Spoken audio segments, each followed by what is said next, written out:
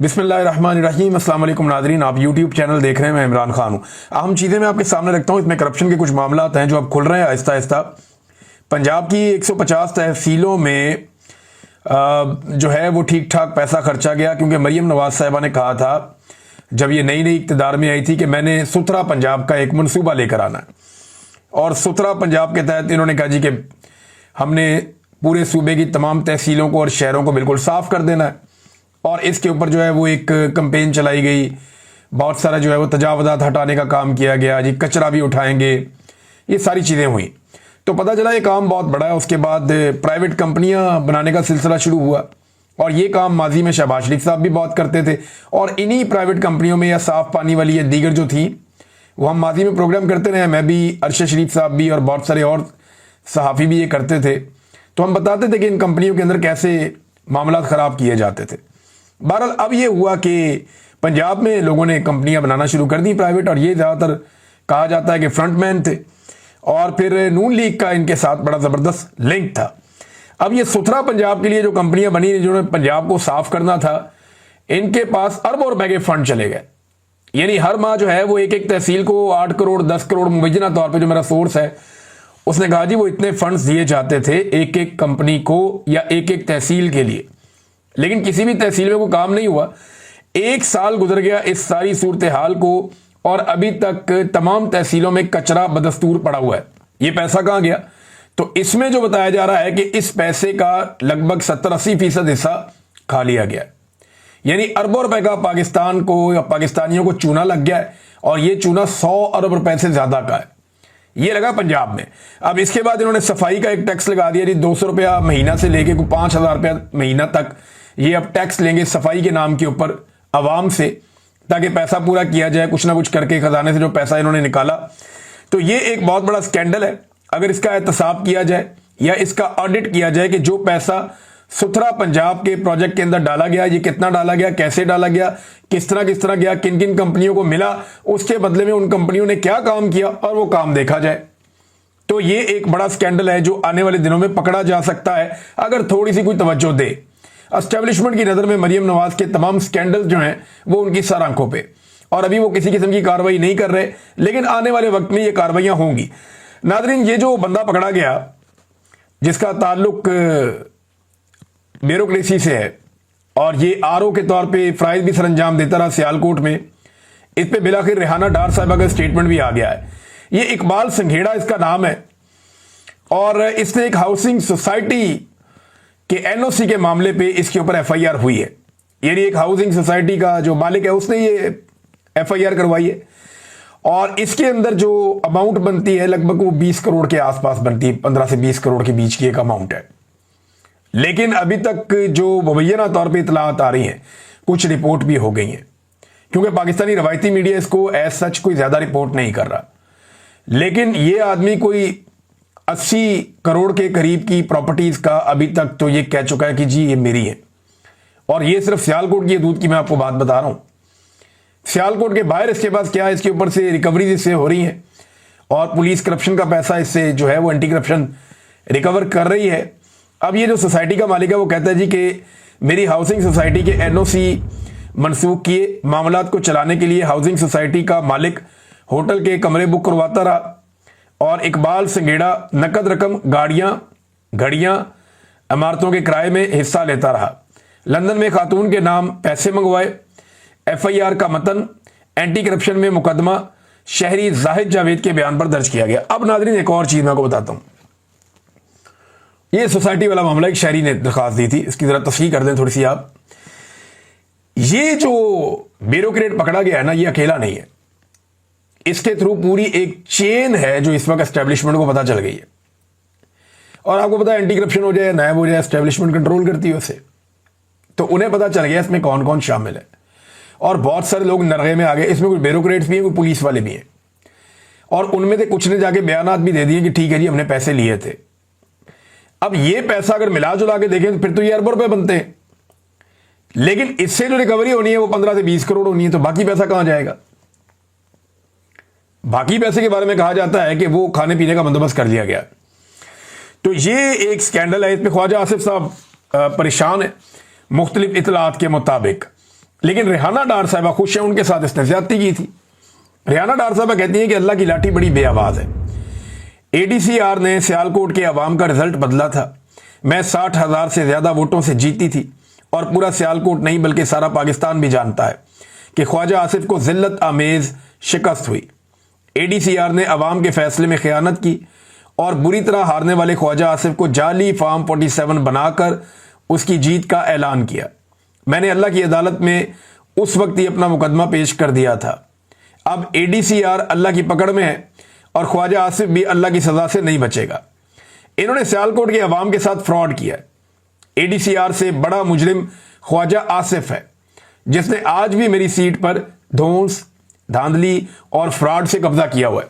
ख्वाजा आसिफ की नवाज शरीफ साहब से मुलाकात हुई, तस्वीरें वीडियोज आ गई बीच में। सोशल मीडिया पे यही लोगों ने रोला डाल दिया कि ये दो वो लोग हैं जिन्होंने फ्रॉड किया और फ्रॉड के जरिए से बुजुर्ग खवातीन की सीटें छीनी है। एक ने रेहाना डार की सीट छीनी है और एक ने यास्मीन राशिद की सीट छीनी है और दोनों खवातीन ने 50,000 से ज्यादा की लीड से इन दोनों रवायती सियासतदानों को शिकस्त दी थी और उन दोनों खवातीन को निशाने इबरत बनाया गया। उनसे सीटें छीन ली गई 2 नंबरी करके, फ्रॉड करके। तो लोग इनकी खासी दुर्गत बना रहे हैं सोशल मीडिया पे, बननी भी चाहिए जैसा इन्होंने जुल्म किया है। एक और स्कैंडल भी नाज़रीन अभी जो है वो आ सकता है आने वाले दिनों में, लेकिन एक बात खातिर आप जमा रखिएगा कि एस्टेब्लिशमेंट को करप्शन में किसी किस्म की कोई दिलचस्पी नहीं है। पाकिस्तान में करप्शन खत्म करने में एस्टेब्लिशमेंट ने अपना काम निकालना होता है। घी सीधी उंगली से निकले वो निकाल लेते हैं, उंगली टेढ़ी करनी पड़े वो उंगली टेढ़ी कर देते हैं। ये लोगों के करप्शन के केसेस या ये छोटी मोटी कमजोरियां, लोगों की वीडियोस, ऑडियोज, करप्शन के केसेस, ये एस्टेब्लिशमेंट अपने पास महफूज रखती है उस वक्त के लिए जब कोई बंदा आपे से बाहर हो या उस बंदे से कोई काम पड़ जाए। तो जब काम पड़ता है तो फिर ये उंगली टेढ़ी भी कर लेते हैं। ये उंगली टेढ़ी करने का थोड़ा सा इशारा आप समझ लें। एस्टेब्लिशमेंट को करप्शन से कोई मसला नहीं है। अगर एस्टेब्लिशमेंट को करप्शन से मसला हो तो चीनी और गंदम स्कैंडल में सबसे बड़ी करप्शन इस वक्त पाकिस्तान की अभी इस वक्त वो पड़ी हुई है। अगर एस्टेब्लिशमेंट को करप्शन से मसला हो तो एनआरओ 2 भी ना देती और एनआरओ 1 भी ना देती, जो इन्होंने दिया, बार बार दिया। बहरहाल ये जो एमएनएस का फंड्स में जो पैसा दिया गया उसका भी ऑडिट करवाया जाए तो बहुत कुछ निकलेगा और सुथरा पंजाब में, पूरे पंजाब में पीएमएलएन की कारकर्दगी निकल आएगी। तो ये बड़ा जबरदस्त एक मामला है जो सामने लाया जा रहा है। कुछ लोग कह रहे थे कि जी मोहसिन नकवी को वज़ीर आज़म पाकिस्तान बनाया जाएगा और कुछ लोग कह रहे हैं कि ये मुमकिन ही नहीं है, ये कैसे हो सकता है, वो अकेला है, अगर उसको एमएनए बना भी देते हैं तो वो कैसे वज़ीर आज़म बनेगा। देखिए मैं आपको ये बात क्लियर कर दूं कि अगर उसको एमएनए बनाकर वज़ीर आज़म बनाना मतलूब हुआ पाकिस्तान की मिलिट्री एस्टेब्लिशमेंट को, तो पीएमएलएन और पीपल्स पार्टी अच्छे बच्चों की तरह ये काम कर भी देंगे। अगर किसी को ये लगता है कि नवाज शरीफ इनकलाबी हो जाएगा या शहबाज शरीफ इनकलाबी हो जाएगा या जरदारी कहेगा कि नहीं ये नहीं हो सकता, तो ये जमीन आसमान का फर्क है इन बातों में, ये हो ही नहीं सकता। ये फौरी तौर पे मोहसिन नकवी को भी अपना वज़ीर आज़म तस्लीम कर लेंगे अगर इन्हें ऑर्डर आ गया तो, और ये इंप्लीमेंट ऐसे करेंगे कि आपको लगेगा जैसे सारा कुछ नेचुरल तरीके से हो रहा है। बहरहाल जब बनाना होगा मोहसिन नकवी को फिर, लेकिन मुझे अभी तो लगता है कि हनूज दिल्ली दूरस्त ऐसी कोई बात मुझे दिखाई नहीं दे रही। नाज़रीन मलिक रियाज साहब के बारे में जो खबरें छप रही है ना, मेरे पास बड़ी पक्की इंफॉर्मेशन आई है, मैं आपके साथ शेयर करता हूं। एक तो मलिक रियाज साहब के एक रिश्तेदार हैं, ये उनके कज़न वसीम साहब इनका नाम है, उन्हें गिरफ्तार कर लिया गया, गिरफ्तार नहीं अगवा कर लिया गया है और ये शख्स जो है उसको लापता कर दिया गया है, इसका पता नहीं चल रहा।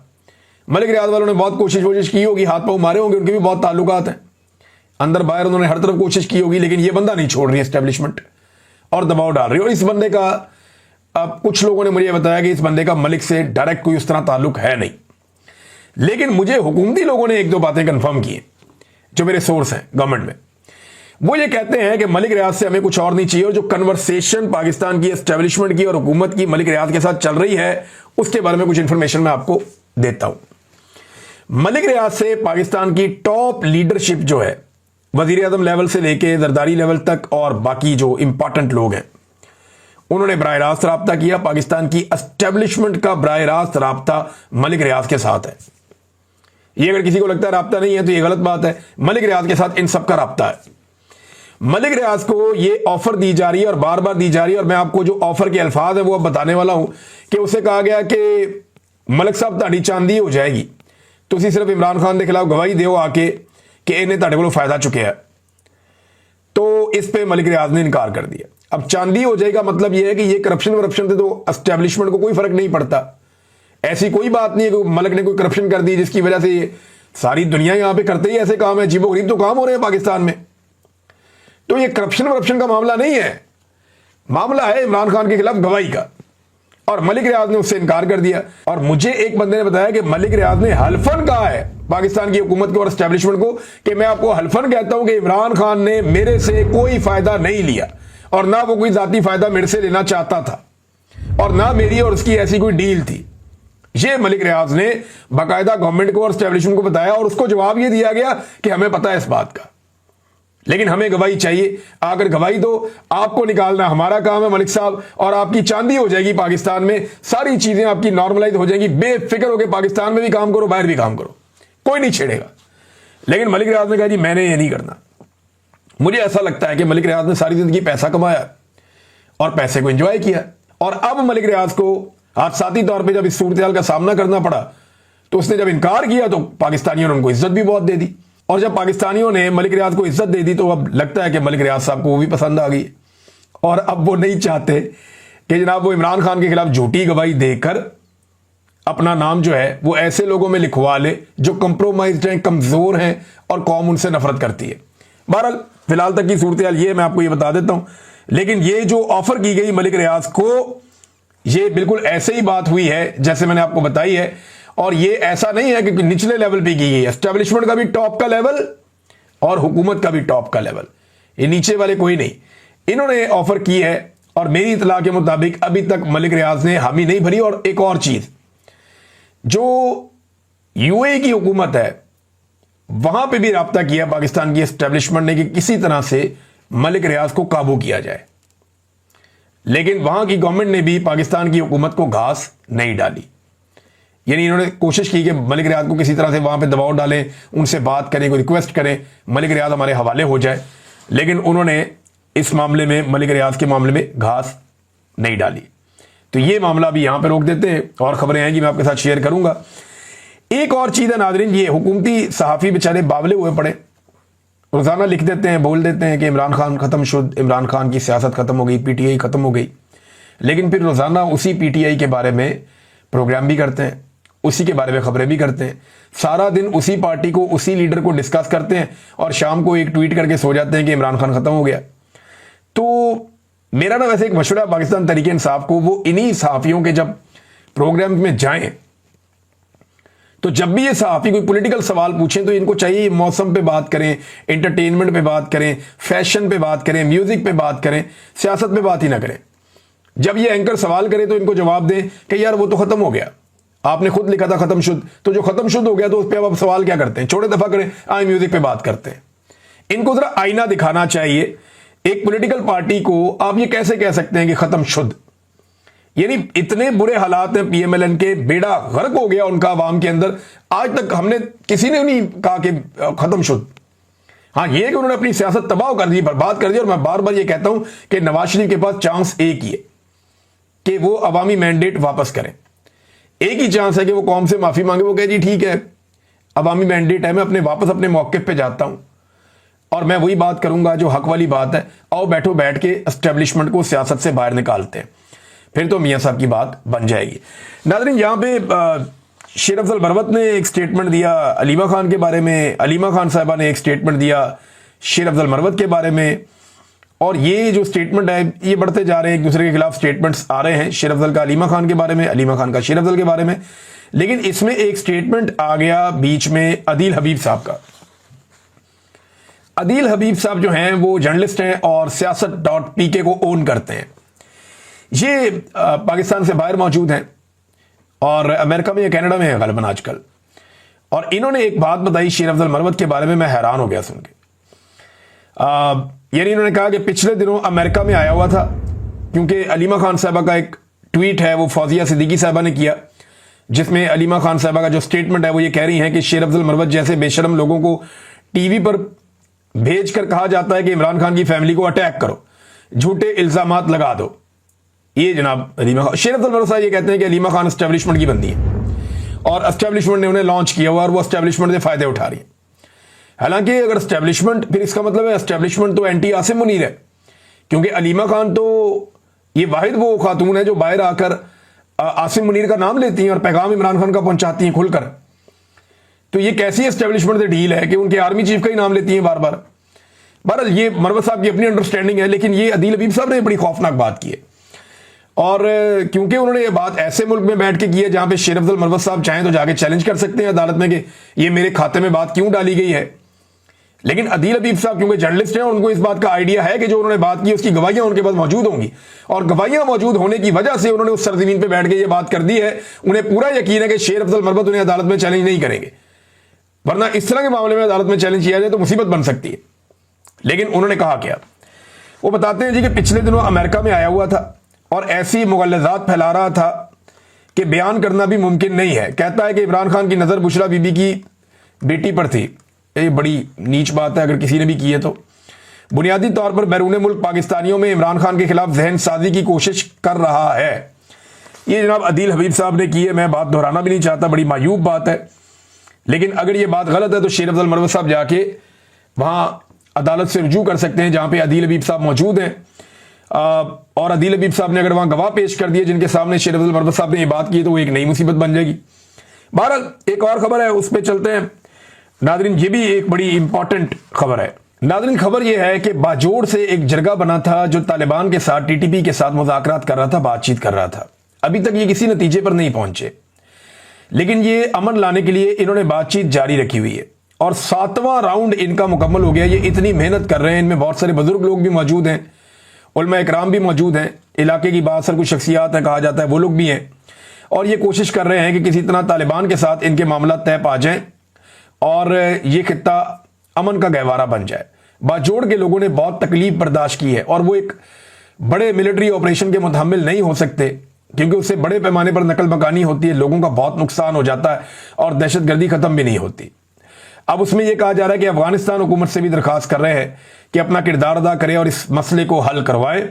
ये जिरगा के सरबराह हारून रशीद साहब ने यह स्टेटमेंट दिया है। मेरी दुआ है कि अमन के लिए जो भी मुज़ाकरात हैं वो कामयाब हों और पाकिस्तान जो है वो मजीद लड़ाई से महफूज रहे। नादरीन, मरी के रस्ते के अंदर रेडियां वड़ियां लगी होती हैं। आपने कभी अगर आप घूमने के लिए मरी जाएं तो रस्ते में कोई छलियां बेच रहा है, कोई नारियल बेच रहा है, कोई और चीज बेच रहा है। इन रेडी वालों को भी बाउंड कर दिया गया है कि आपने अपनी रेडी अगर यहां पे लगा के रखनी है, वरना रेडी उठा के फेंक देंगे। अगर रेडी यहां पे आपने लगाकर रखनी है तो उसके ऊपर मरियम नवाज का फोटो लगाओ। अब वो बेचारे ला के फ्लेक्सें उनको दे दी गई है। वो बेचारा कोई जूस बेच रहा है, कोई कुछ और बेच रहा है, कोई नारियल पानी बेच रहा है, कोई जो है वो वहां पे छलियां बेच रहा है, भुट्टे। वो उन सबके ऊपर मरियम नवाज के फोटोज लाके लगा दिए। कैसी नरगसियत है, पागलपन है कि ये खातून यहां से गुजरती है, लिहाजा इसके फोटो यहां पे भी चिपका दो। लोग यहां पे सियाहत के लिए आते हैं पंजाब से, यहां पे भी शक्ल दिखाओ। इनको इस बात का आइडिया नहीं है कि जितना ज्यादा जबरदस्ती आप लोगों को अपने मुंह दिखाते हैं, लोग उतना ज्यादा आपसे चिढ़ते हैं, उतना ज्यादा परेशान होते हैं लोग कि यार ये क्या है, जहां जाओ ये शक्ल नजर आती है। फॉर गॉड से इस नरगसियत से, इस पागलपन से पंजाब को छुटकारा दिलवाया जाए। जिन लोगों ने लाकर ये तोहफे मुसल्लत किए हैं वो जरा एक दफा बैठकर ठंडे दिल से सोचें कि ये आपने किया क्या कौम के साथ। भाई क्या ऐसा गुनाह कर दिया था पंजाब के शहरियों ने, या क्या ऐसा गुनाह कर दिया था पाकिस्तानियों ने कि आपने लाकर ये मुसल्लत कर दिए ज़हनी मरीज, जिनको अपनी शक्ल के अलावा अपनी शक्ल से बाहर दिखाई कुछ नहीं देता। एक पागलपन है जो चल रहा है, जिसे मुसल्लत किया गया है। नाज़रीन, कौमी असेंबली में अपोजिशन लीडर का ओहदा जो है वो भी खाली हो गया। उमर अयूब साहब को आपको पता है फारिग कर दिया गया। अब वो अपोजिशन लीडर थे, उनका ओहदा भी फारिग हो गया। ये मामला भी कोर्ट में जाएगा, आगे बढ़ेगा, देखते हैं क्या होगा। लेकिन बड़ा अनफॉर्चुनेट है जो पाकिस्तान के अंदर इस वक्त असेंबली के साथ किया जा रहा है। एस्टेब्लिशमेंट ने हर चीज को पूरी तरह से कंट्रोल कर लिया है। एक और खबर आई है नाज़रीन, खबर यह है कि 2050 अरब रुपए से जायद की संगीन बेज़ाब्तियां हुई हैं पेट्रोलियम के शोबे में पाकिस्तान में। कोई ऐसा शोबा, कोई ऐसी चीज नहीं बची जहां पे इन्होंने 2 नंबरी और घटियापन ना किया। लगातार कर रहे हैं। एक आपको इंटरनेशनल फ्रंट से खबर देता हूं, बहुत सारी आई हुई है खबरें, तो बैन अल-अक़वामी बहुत जमा हुई है, फिर आपको बताऊंगा। लेकिन ये खबर आप देखें कि आज़रबाईजान और आर्मीनिया, इनकी अगर आप लड़ाई देखें ना कब हुई है, तो इनकी लड़ाई खत्म हुए भी अभी चंद साल गुजर गए हैं। जी नाज़रीन, ये आज़रबाईजान और आर्मीनिया की जो लड़ाई है उसे खत्म हुए अभी चंद साल गुजर गए हैं और इसका जो नतीजा है वो भी निकल आया था। यानी